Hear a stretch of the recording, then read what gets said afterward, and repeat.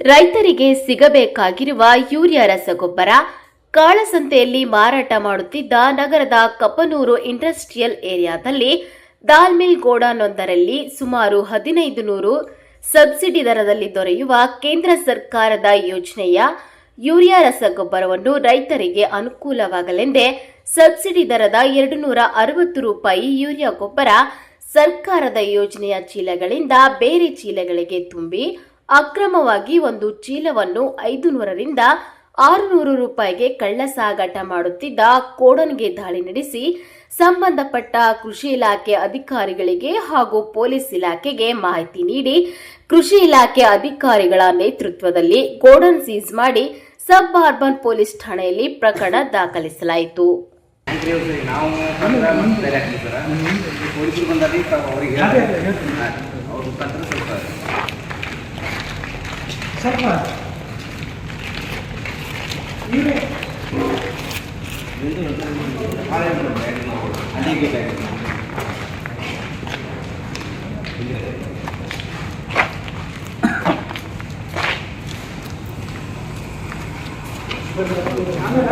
ಎಷ್ಟಿದೆ ನೋಡ್ರಿ stock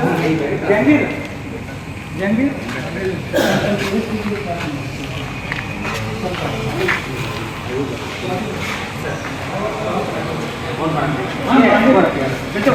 bag ಎಲ್ಲೋ bag technical grade urea ಅಂತ ಹೇಳಿ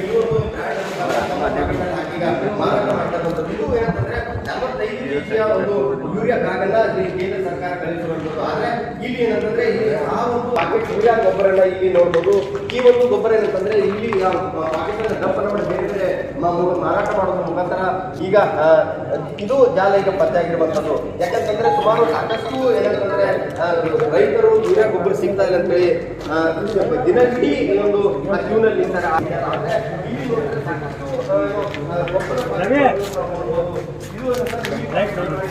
ಹೆಚ್ಚಿನ ದರದ